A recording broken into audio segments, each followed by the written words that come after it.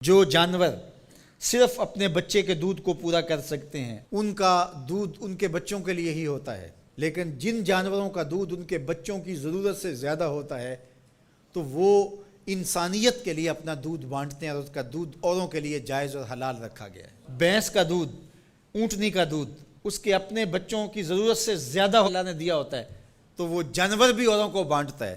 تو انسان کو اللہ نے اگر اس کی ضرورت سے زیادہ دیا تو وہ اگر نہ بانٹے تو وہ جانوروں سے بھی برا ہے، اس کو خیر بانٹنی چاہیے۔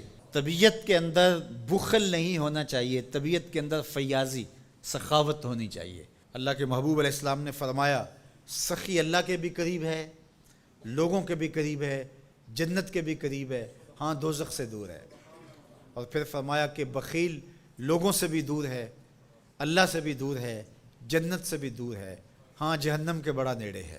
اللہ اگر عطا کرے تو اوروں کو دینا چاہیے۔ سعدی شیرازی تو فرماتے ہیں کہ فقیر کی علامت یہ ہے کہ جب اس کو ایک روٹی ملے تو وہ بانٹ کر کے آدھی کسی دوسرے کو دے دیتا ہے اور آدھی خود کھاتا ہے، تاکہ اپنے اطراف کے اندر لوگوں کے دکھ اور درد بانٹے جائیں۔ تو اللہ تعالیٰ جل شانہ نے اس شخص کی مذمت کی گھوڑوں کے وصف بیان کر کے، گھوڑوں کی قسمیں کر کے، جو رب کی نعمتوں پر ناشکری کرتا ہے اور ہر وقت اس کا مطمع نظر دنیا ہے، تو کہا یہ عمومی لوگوں کا رویہ ہے کہ وہ ناشکرے ہوتے ہیں، وہ بخیل ہوتے ہیں، وہ ناقدر شناس ہوتے ہیں، تکلیف آئے تو واویلا کرتے ہیں، اللہ کی طرف سے نعمتیں آئیں تو پھر سانپ بن کے بیٹھ جاتے ہیں نعمتوں کے اوپر۔ یہ جو قنوط کا مزاج رکھنے والے لوگ ہیں، اللہ نے فرمایا کہ باہر سے کوئی دلیلیں لانے کی ضرورت نہیں۔ وَإِنَّهُ عَلَىٰ ذَلِكَ لَشَهِيدٌ۔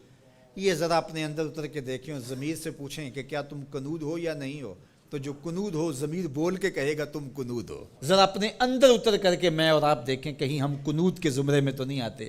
اللہ کی عطائیں، اللہ کی نعمتیں، اللہ کی کرم نوازیاں جو شام سویرے ہمارے اوپر ہیں، تو ہم کیا ان نعمتوں کا شکرانہ ادا کرتے ہیں؟ یہ تھوڑی سی تکلیفیں جو ہمیں پہنچتی ہیں ان تکلیفوں پر ہم شکوے کا لہجہ اختیار کیے رکھتے ہیں۔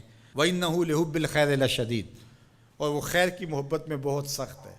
یا خیر سے مراد مفسرین نے کہا المال، یعنی وہ مال کی محبت اس کے اندر کوٹ کوٹ کے بھری ہوئی ہے۔ ہر وقت مال کی طلب، مال کی خواہش، جتنا بھی مال اس کے پاس ہو جائے پھر بھی وہ سیراب نہیں ہوتا۔ سعدی شیرازی فرماتے ہیں کہ پیٹ بھر جاتا ہے، آنکھیں نہیں بھرتی۔ حل من مزید کے نعرے ہر وقت لگاتا رہتا ہے کہ اور آ جائے، اور آ جائے، اور آ جائے۔ دولت کا پیار اس کے اندر کوٹ کوٹ کے بھرا ہے۔ انسان بوڑھا ہوتا جاتا ہے لیکن دو چیزیں اس کی جوان رہتی ہیں، ایک مال کی محبت اور ایک جینے کی تمنا۔ بوڑھا بھی ہو جائے تو یہ دو چیزیں اس کی بوڑھی نہیں ہوتی۔ اور دوسرا فرمایا کہ ابن آدم کے پاس مال کی ایک وادی ہو، وادی کہتے ہیں پہاڑوں کے درمیان جو نیچے جگہ ہوتی ہے، وہ ساری سونے سے بھری ہوئی ہو، اگر کسی کو دے دی جائے تو وہ آرزو کرے گا کاش کہ ایک وادی جیسی اور ہو، پھر بھی اس کا پیٹ نہ بھرے، اس کی آنکھ نہ بھرے۔ اس لیے انسان مال کی محبت میں بہت سخت ہے۔ فرمایا ابن آدم کہتا ہے مالی مالی مالی، میرا مال میرا مال۔ فرمایا اس کا مال وہ ہے جو اس نے کھایا اور ضائع کر دیا، پہنا اور پرانا کر دیا، یا اس نے جو آگے بھیج دیا۔ فرمایا باقی اس کا نہیں ہے، باقی وارثوں کا ہے، اور وہ کفن بھی میلا نہیں ہونے دیں گے، بانٹ لیں گے۔ جاندی واری ڈرونا بنے ہوتے، ہاتھ نہ لاندے ڈر دے، جنہ لئی تو پاپ کمائے اج کتھے نہیں تیرے کر دے۔ وہ میاں صاحب اپنے لہجے میں بڑی خوبصورت بات کہہ گئے، بہت خوبصورت ہے کہ بڈھا بہ کے سوچاں سوچے میں مالک ہاں کردہ۔ بڈھا بہ کے سوچاں سوچے میں مالک ہاں کردہ، کر دے بہ کے کرن سلاواں بڈھا کیوں نہیں مرتا۔ تو اپنی زندگی آگے بھیجو۔ حضور تشریف لائے گھر میں، سیدہ عائشہ رضی اللہ تعالیٰ عنہ موجود تھی، تو ایک بکری ذبح کی گئی تھی، تو فرمایا کچھ ہے کھانے کے لیے؟ کہا حضور سب بانٹ دیا ہے، ایک دستی باقی بچی ہے۔ حضور نے فرمایا جو بانٹ دیا ہے وہی باقی بچا ہے، جو بانٹ دیا ہے وہی باقی بچا ہے۔